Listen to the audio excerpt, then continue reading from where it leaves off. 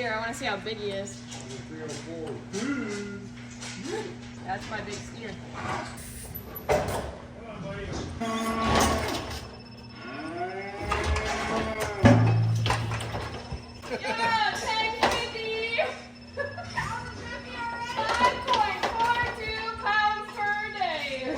He's automatically getting his implant. He weighs 764 and he's been getting on average 2.89 pounds per day.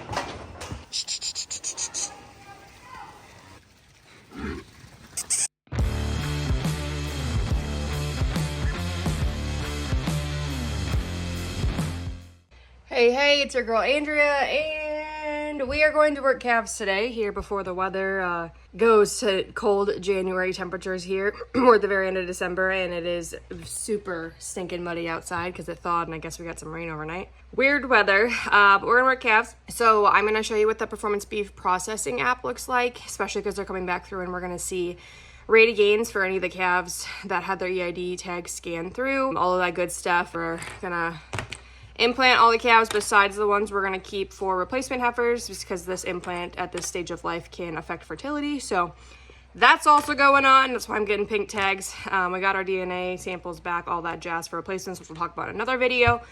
But come along for the fun of working all the calves again and sorting steers and heifers and kicking them out of the barn. There's the list of heifers. Those are my maybes. I gotta see what they look like. They're on the lower end, but these are the for sure's, 22 of them, plus there's some other ones we tested the other day you guys saw. And then I'm gonna give them pink tags so we can sort them out easier, because for now they're gonna stay in the pen the rest of them until they get closer to needing their pre-weaning processing. And you've seen me do this before. Undo all the plugs, and then I just have to change out the bottom adapter panel, whatever you wanna call it, so it's fit to work and plug in to the chute versus the obviously feeder wagon. We have to sort the purchased calves that you saw in the previous video into steers and heifers now, and should have done it earlier but we didn't. We tried to keep our groups separate, and now just with the weather and the fact that the cows need to be worked and the change in temperatures, they gotta be kicked out of the barn. So it's happening sooner than we had planned, but it'll be able to be.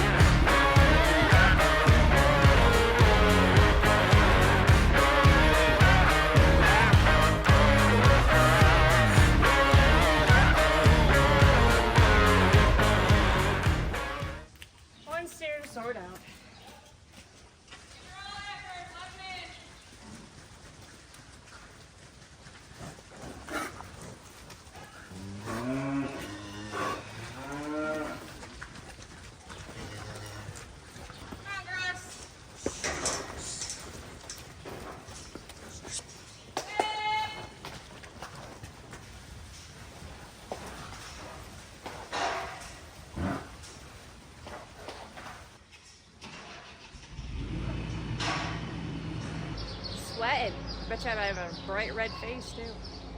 Trying to scrape the alleyway quick. That way, since we got short steers and heifers, the other ones, whoever's walking the alley doesn't have to walk through. Trudge through mud / poop. It's not mud, it's poop.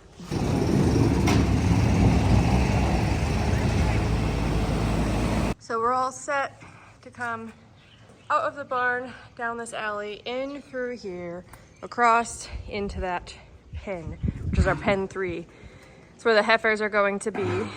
The steers will come in here eventually, but first we will obviously move heifers, then we will move the steers to this area and lock them just in the front. Then these guys will get ran into the shed. Then Dad's going to finish cleaning this pen, just pile it over on some concrete that we poured this summer, and then he'll haul it when it's frozen, because right now it is very much not frozen. Dad is over there so they don't go down the alley. And here comes the heifers.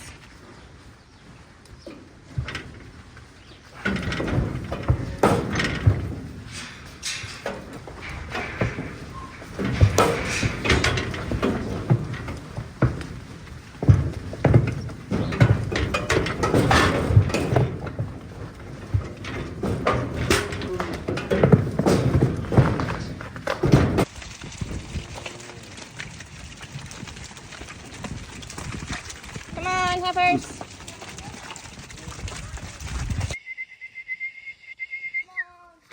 Hip, hip, hip. Hip. Hip. I'll push these ones. Come on, boys, let's go. Hey, let's go. Hip. Hip. Hip. And now they're excited. There we go. Come out of the barn the first time. Let's see if we want to go back in. Yeah. Oh my gosh, we get to go out the gate. We always want to.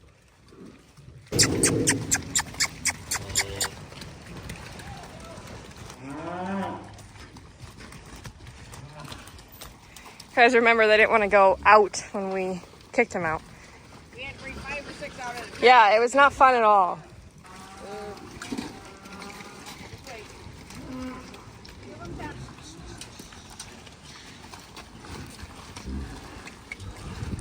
I wanted to show you what it looks like when I change the point scale from feeder wagon version to chute side version. All I have to do is change the mode, and then I just have to calibrate the device and set it to 0, and then we are ready to rock.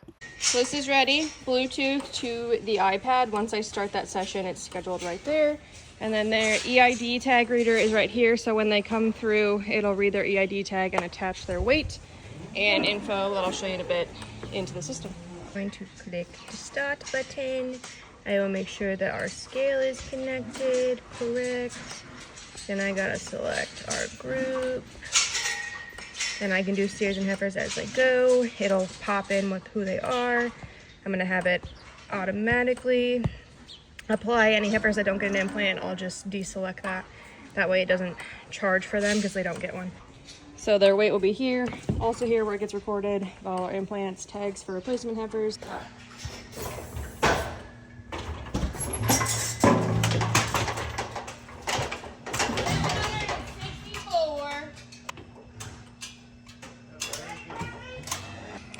So as you can see, that's his EID tag, and then I have his system that's tracked in there. There's, he's automatically getting his implant. He weighs 764, and he's been getting, on average, 2.89 pounds per day. So, yeehaw! It's a steer, Brantley.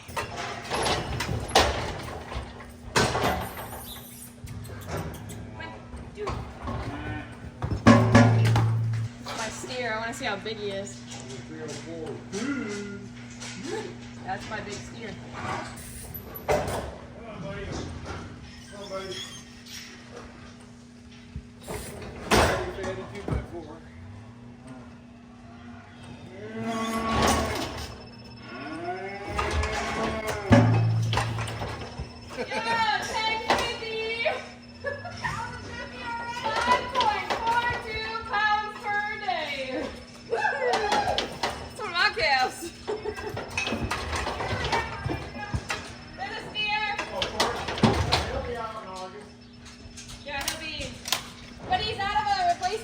So he should be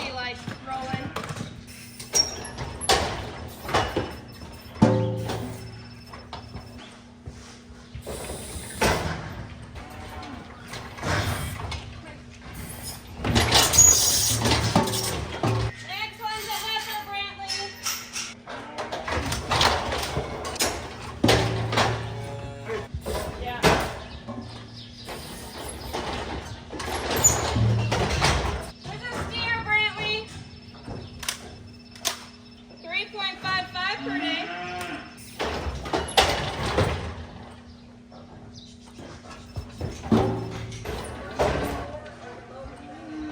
This is a steer too, Brantley, so you can wait if you want. Come on, bottle calf, let's go, bud. That's two. It's almost 1,000 pounds. 3.45 per day.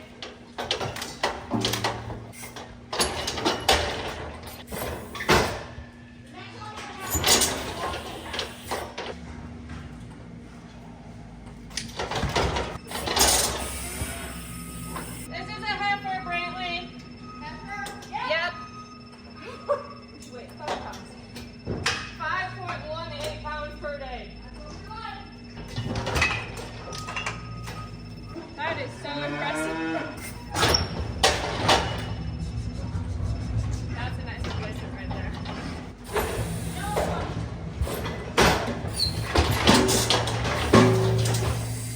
Steer!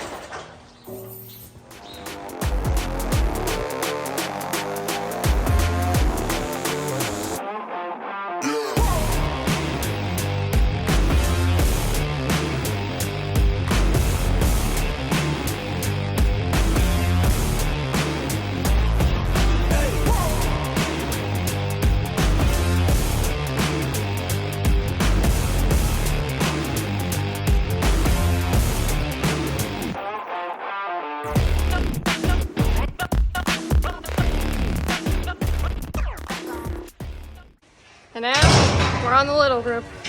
There's like 40 some head in here. These are the ones we kept in the barn because they were smaller. And anyone that's grown quite a bit because they caught up a lot being inside, they're going to go out with the big pens of steers and heifers. And then we'll probably have a group of like 20-ish or so that stay in the back shed first to grow some more, have some protection, etc. So last one.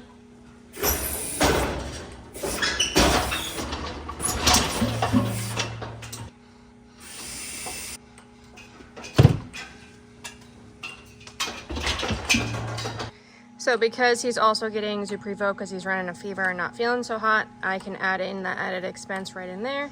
You can see what his average daily gain is, not super great. Our average is 3.35, and then let him out. Ta-da! This is a twin. Come on. Here we go. All done. Woo-wee! And then we can just finish. It's gonna give you how many implants we went through. I gave a couple their meds because they weren't feeling good. There's your average weight, average daily gain. This went down when we had those lows. It was like 830 before we did the littles.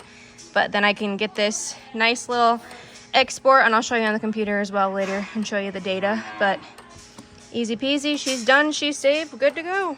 So I'm gonna bring the steers up into pen 2. We'll put steers down first, let the steers that are in the front of the shed in. Then all the steers will be there. And then we'll do the heifers. I'll get a count on them and we'll be good to go.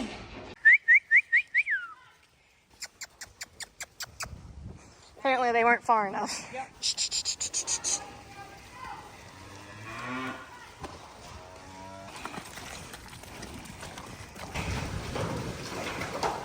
Come on, boys.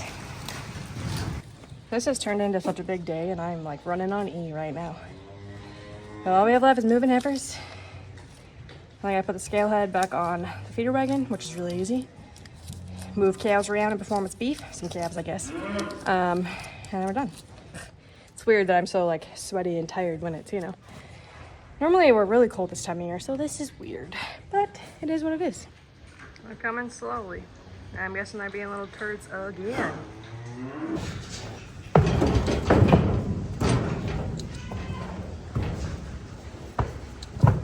Excuse me. There's food in your pen. Come on, I know you're hungry. This is why I fed you a little bit this morning. Come on. Come on. Hop, hop, hop. Come on, 418. Go. Hop, hop. Dad's having fun in the mud, putting gates away. We're all tired and just had our edge today. Are you ready? Nice. Want to go home? Are you ready? Tired? Yeah. Yeah. Okay. Good girl. We're done. I need to clearly go shower, and I will run through this data again on another day. We'll add it into this video, so stay tuned for that coming right now. Even though it's going to be on a different day of filming because my brain's dead. So we were now going to go over some of the data that Performance Beef captured with us when we were using the processing app. So it's a couple days later, as you saw a little bit ago, my like mental space was not there, which is why I'm super, super, super grateful for Performance Beef because it gathered all of that data. I didn't have to like write it all down. It was just like trying to get this data, trying to figure out how to utilize it, because data's awesome when you're feeding cattle. Like, we want to see how they're performing and all that jazz. But once we started using the processing app with the Bluetooth scale that talked right into Performance Beef, that's where everything just kind of came full circle. And I was like, this is what I've been looking for. That just does it all for me, captures the data, also captures the cost. Like, that being included in our closeouts, our reports, our break-evens is super important. I don't have to go manually add that in now. I could if I wanted to, but I don't have to because it tracked how many implants we gave based on what we processed. So without further ado, let me show you this. So when I log into Performance Beef on the computer, this is what it's looking like. This is all of our loads, our yards where cattle are at, and I can edit that and, you know, add costs, do all that jazz. I'm gonna go down to click on health. Then I will go click on processing sessions and I will find the one that we just did. This is what it is showing, all of the cattle that we ended up working. As you can see, here's your weight distribution. This is where, like, if you like data, I love this piece because it's telling us our average weight, 756 pounds for our calves. As I mentioned, when we did that smaller group, that's what kind of backed it off. So we didn't have anything below 530 until we did those smaller calves. So that dropped us down a little bit, which is what it is. Our biggest was 1072. So we definitely have some outliers, right? Like, there's 4 of them that are above 1010. Then we have more that are in that like 690 to 930. And then some of them even just right under 1,000 pounds. Really awesome to see. So that's your weight distribution. You also can click on your daily gains. This is what I really wanted to see since these cattle have been in the system once before when it captured their weaning weight. So now it is telling us, based on how many days they've been on feed, what they're averaging on pounds per day. We like to shoot for kind of just under 3 for sure, depending on the weather. It's been a pretty mild fall, so we are doing above that. Our best steer was doing a 5.66, and that was, I think, one of my calves, what I was giving Dad crap for. Just super exciting to see, like, who's doing well. And then on the flip side, who's not doing super well? Who has a low rate of gain? What's the reason? And if I click on these, and I did look at it, our lower rated gain calves are calves that we've kind of been treating a little bit, or they were smaller coming off of mom. They've had other things going on. I can look and see, like, all right, they actually like aren't performing versus just, you know, you see them when you've been treating them and you're like, well, I just don't think they're growing. Well, they are, just very slow. But then when I also have these big calves and I'm like, man, these things are giants. I have the data that shows, like, yeah, they're giants because they're putting on 5 pounds a day right now, which is insane. Also really cool to see because the ones that are performing phenomenally well in the feedlot are out of first calf heifers that we've kept back in the last couple of years. So whether it was a heifer this year or like the last year prior, heterosis is coming in.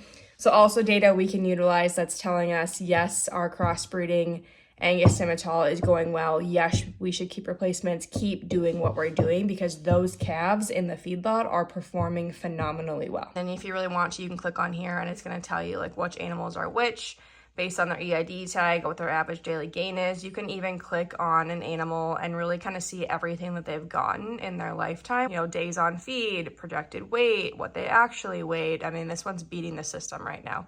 Projected weight of this group is 774. She's 972. So in addition, you're going to see your total cost of what we gave to animals. So there's your implant costs, and then those couple that got Zuprevo as an antibiotic that were sick, all of that. So the other important feature that I want to mention here briefly is the fact that when we processed these animals and I gave a couple antibiotics because they were not feeling well, that was captured in the system to track the cost.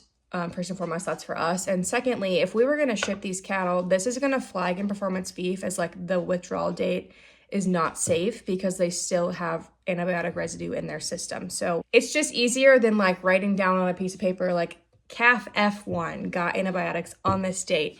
All of a sudden, if you lose the paper, you're like, are we clear to ship? Are we not? These cattle are not going to ship anytime soon because they're not ready. But I think that's a really cool feature just when you open up the health section of it. And like, it's just going to tell you like this group is not safe to ship because of XYZ animals. I think there's a lot of value in this whole processing health section of Performance Beef. It is newer, so you probably haven't seen as much of it. I know like we're newer to using it in the last, I really think probably the last year and a half is when we actually like committed to just trying it out and making it work. You just have to like set it up once, then you're good to go. And it's easy. I just had to like take the time to watch Performance Beef's YouTube videos that teach you how to do it.